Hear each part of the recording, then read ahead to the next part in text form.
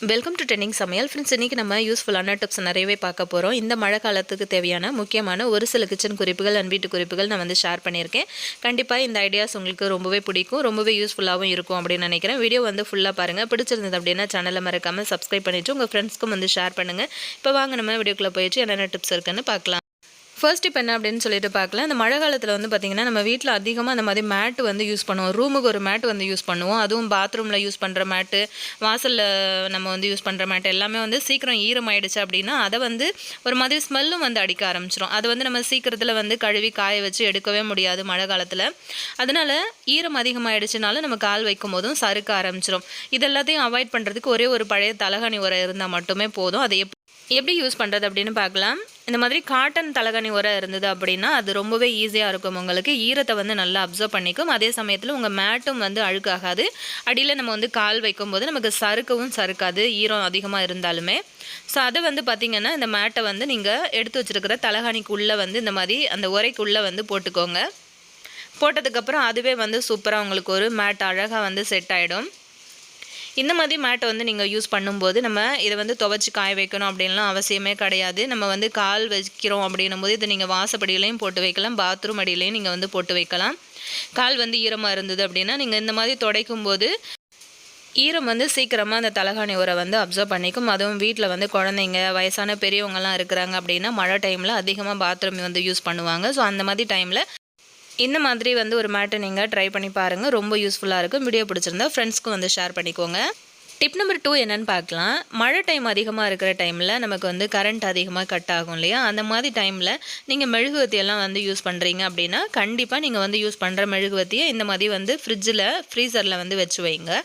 இந்த மாதிரி வச்சுட்டு அதுக்கப்புறம் நம்ம வந்து எடுத்து யூஸ் பண்ணும்போது நமக்கு கிட்டத்தட்ட ஒரு அரை மணி நேரம் வரைக்கும் எரியிற மெழுகுவத்தி கிட்டத்தட்ட ஒரு 3/4 மணி நேரம் வரைக்குமே உங்களுக்கு வந்து எரிய ஆரம்பிக்கும். சீக்கிரத்தில் அது வந்து உருகியும் போகாது, நல்லா நின்று நிதானமாக உங்களுக்கு வந்து எரியும். அந்த மாதிரி டைமில் உங்களுக்கு இது ரொம்ப ரொம்ப யூஸ்ஃபுல்லான ஒரு டிப்ஸாக இருக்கும் அப்படின்னு நினைக்கிறேன். இந்த ஐடியாவும் உங்களுக்கு பிடிச்சிருந்தது அப்படின்னா மறக்காமல் இந்த வீடியோக்கு ஒரு லைக் கொடுத்துருங்க. உங்கள் ஃப்ரெண்ட்ஸ்க்கு தேவைப்படும் அப்படின்னு நினச்சிங்கன்னா மறக்காமல் அவங்களுக்கும் வந்து இந்த வீடியோவை ஷேர் பண்ணுங்கள். இந்த மாதிரி ஒரு அகல் அப்படி இல்லைன்னா ஏதாவது ஒரு சின்ன குட்டி கிண்ணம் அந்த மாதிரி வந்து வச்சு யூஸ் பண்ணிங்க அப்படின்னா அது வந்து உருகிற எதுவும் வந்து உங்களுக்கு அதுக்குள்ளேயே கலெக்ட் ஆகிடும். திரும்ப நம்ம ரீயூஸ் பண்ணிக்கலாம்.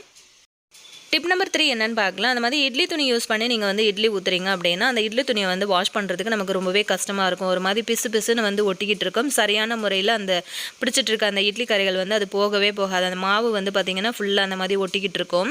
ஃபஸ்ட்டு நீங்கள் என்ன பண்ணுறீங்க அப்படின்னா நம்ம வந்து இட்லி எடுத்ததுக்கப்புறம் அந்த இட்லி ஊற்றி வைக்கிறோம் இல்லையா, அந்த பாத்திரத்தில் வந்து பார்த்திங்கன்னா தண்ணி சூடாக இருக்கும்.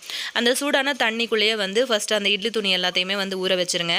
அதுக்கப்புறம் இதை நம்ம வந்து வாஷ் பண்ணுறதுக்கு எப்படி ஈஸியாக வந்து க்ளீன் பண்ணலாம் அப்படின்னு பார்க்கலாம்.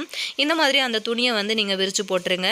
நான் உங்களுக்கு வீடியோக்காக ஒரு பிளேட் வந்து யூஸ் பண்ணி நான் விரித்து இந்த மாதிரி காமிச்சிருக்கேன். மற்றபடிக்கு நான் இதை வந்து க்ளீன் பண்ணும்போது சிங்க்குக்கு பக்கத்துலேயே வந்து வச்சு ஃபுல்லாக க்ளீன் பண்ணிவிடுவேன். இந்த மாதிரி ஒரு டம்ளர் எடுத்துக்கோங்க. அந்த டம்ளரோட முனை வந்து பார்த்திங்கன்னா நல்லா ஷார்ப்பாக இருக்கும்.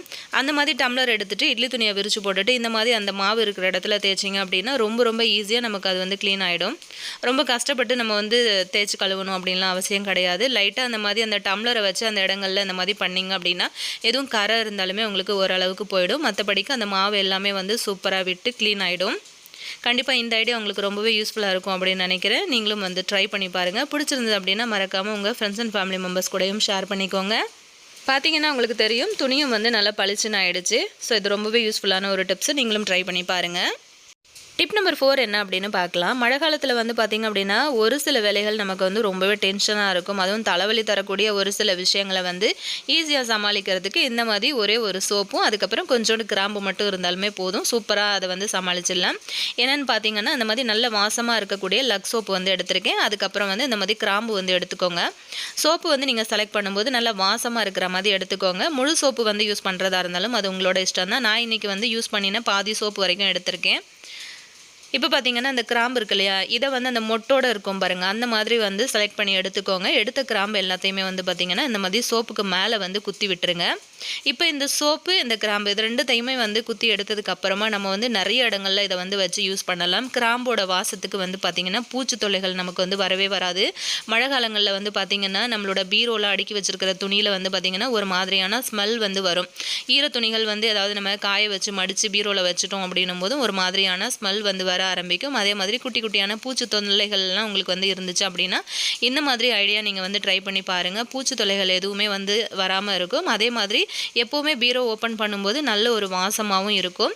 இதே மெத்தடில் நம்ம வந்து பாத்ரூம்லையும் வந்து யூஸ் பண்ணலாம். பாத்ரூமில் வந்து நம்ம யூஸ் பண்ணும்போதும் நமக்கு அந்த ஈர வாடை கெட்ட ஸ்மெல்லு வந்து எதுவும் வராமல் இருக்கும். அதே மாதிரி நல்ல வாசமாகவே இருக்கும் எப்போவுமே. இதை வந்து நம்ம நிறைய இடங்களில் வச்சு யூஸ் பண்ணலாம். நான் வந்து பார்த்திங்கன்னா இந்த மாதிரி பீரோவில் வந்து வைக்கிறேன் பாருங்கள். மழை காலம் அப்படின்னாலே வந்து பார்த்திங்கன்னா இந்த மாதிரியான பிரச்சனைகள் நமக்கு வந்து அதிகமாகவே இருக்கும். துணி மடித்து வைக்கிற இடங்கள்லாம் வந்து பார்த்திங்கன்னா ஒரு சில துணிகள் வந்து சரியாக காயாமல் இருக்குது அப்படின்னும் போது நம்ம தெரியாமல் மடித்து வச்சிட்டோம் அப்படின்னாலும் ஒரு மாதிரியான கெட்ட வாடை வந்து அதாவது ஒரு மாதிரியான ஈர வாடை வந்து வர ஆரம்பிக்கும். அந்த மாதிரி வாடைகள் எதுவும் வந்து வராமல் இருக்கும். அதே மாதிரி பூச்சி தொந்தரவுகள் வந்து முக்கியமாக உங்களுக்கு வந்து வராமல் இருக்கும். கண்டிப்பாக நீங்கள் இது வரைக்கும் இந்த ஐடியா வந்து ட்ரை பண்ணல அப்படின்னா கண்டிப்பாக ட்ரை பண்ணி பாருங்கள். உங்கள் ஃப்ரெண்ட்ஸ்க்கும் வந்து ஷேர் பண்ணுங்கள். இந்த மாதிரி வந்து ஒரு ஷெல்ஃப்லையும் வந்து வச்சு விட்டுட்டோம் அப்படின்னா உங்களுக்கு வந்து ஈஸியாக இருக்கும். முழுசாக ஒரு சோப்பு மட்டுமே வைக்காமல் வேணும்னா அந்த சோப்பை 4-5 பீஸாக கட் பண்ணி அதுக்கப்புறம் வந்து 2-3 கிராம்பு அதில் வந்து சொருகிட்டு நீங்கள் வந்து இந்த மாதிரி வச்சு பாருங்கள். இப்படி யூஸ் பண்ணும்போது உங்களுக்கு ரொம்பவே வாசமாக இருக்கும். அதே மாதிரி பூச்சிகளும் வந்து வராமல் இருக்கும். அதுக்கப்புறம் பாத்ரூமில் நம்ம இதை எப்படி யூஸ் பண்ணுறது அப்படின்னு பார்த்தீங்கன்னா இந்த மாதிரி மெடிக்கல் மாஸ்க் வந்து நம்ம எடுத்துக்கலாம். இதை வந்து இந்த மாதிரி ஒரு ஷேப்பில் கட் பண்ணி எடுத்துக்கோங்க. இப்படி கட் பண்ணிட்டோம் அப்படின்னா உள்ளுக்குள்ளே வந்து பார்த்திங்க அப்படின்னா 2 பவுச் மாதிரி கிடைக்கும். அதுக்குள்ளே நம்ம இப்போ ரெடி பண்ணி எடுத்து வச்ச சோப்பை வந்து உள்ளே வச்சிடலாம். இந்த மாதிரி ரெடி பண்ணி எடுக்கிற பவுச்சை நம்ம வந்து கிச்சனில் யூஸ் பண்ணுற சிங்க்குக்கு கீழே கூட நீங்கள் வந்து ஒரு நாட் போட்டு கட்டி விட்டுட்டிங்க அப்படின்னாலும் அந்த இடத்துலையும் உங்களுக்கு வந்து பூச்சி தொல்லைகள் வந்து வராமல் இருக்கும். சிங்க் பக்கத்துலேயும் வந்து பார்த்திங்கன்னா மழை நேரங்களில் நல்ல ஒரு ஸ்மெல் வந்து வந்துட்டு இருக்கும். அதாவது கெட்ட வாடைகள் எதுவும் வராமல் இந்த சோப்பு கிராம்பு இருக்கிறதுனால நல்ல ஒரு வாசமும் உங்களுக்கு வந்து கொடுத்துட்ருக்கும். ஸோ கண்டிப்பாக உங்களுக்கு வந்து தேவைப்படுற இடங்களில் எல்லா இடத்துலையுமே இதை வந்து யூஸ் பண்ணிக்கலாம். இப்போ சின்னதாக அதில் இருக்கிற ஒரு நாட் வந்து கட் பண்ணி இந்த மாதிரி போட்டு கட்டி எடுத்துக்கிறேன். இப்போ இதை எடுத்துகிட்டு போயிட்டு நம்ம பாத்ரூமில் வந்து வச்சு விடலாம். நான் வந்து பார்த்திங்க அப்படின்னா இன்றைக்கி பாத்ரூம் வந்து ஃப்ளஷ் பண்ணுவோம் இல்லையா அதுக்குள்ளே தான் வந்து வச்சுருக்கேன். அது வந்து தண்ணி டேங்க் இருக்குல்ல அதுக்குள்ளே தான் வந்து வைக்க போகிறேன். ஸோ நீங்கள் வந்து நார்மலாக இந்தியன் டாய்லெட் தான் வந்து யூஸ் பண்ணுறீங்க அப்படின்னும் போது நீங்கள் எங்கேயாவது ஒரு இடத்துல ஜன்னலில் அந்த மாதிரி இடங்களில் நீங்கள் வந்து மாட்டியும் வைக்கலாம். இப்போ இதுக்குள்ளே நம்ம இந்த பவுச்சை வந்து போட்டு வச்சுட்டோம் அப்படின்னா ஒரு தடவை வந்து தண்ணி ஃப்ளஷ் பண்ணும்போதும் பார்த்திங்க அப்படின்னா நல்ல ஒரு ஸ்மெல்லாக இருக்கும். அதனால தான் நான் முன்னாடியே சொன்னேன் நீங்கள் வந்து செலக்ட் பண்ணுற சோப்பு வந்து நல்லா வாசமாக இருக்கிற மாதிரி பார்த்துக்கோங்க அப்படின்ட்டு. அது மட்டும் இல்லாமல் அந்த கிராமம் இருக்கிறதுனால நமக்கு வந்து பாத்ரூமில் பூச்சி தொல்லைகளும் வந்து இல்லாமல் இருக்கும். நல்ல ஒரு ஸ்மெல் வந்து கொடுத்துட்டே இருக்கும். அது வந்து மழை நேரங்களில் வந்து ரொம்பவே தேவைப்படக்கூடிய டிப்ஸாக இருக்கும் அப்படின்னு நினைக்கிறேன். ஆல்ரெடி நம்ம சேனலில் நிறைய டிப்ஸ் வீடியோஸ் வந்து நம்ம போஸ்ட் பண்ணியிருக்கோம். டைம் இருந்ததுன்னா ப்ளேலிஸ்ட்லையும் கொடுத்துருக்கேன், செக் பண்ணுங்கள்.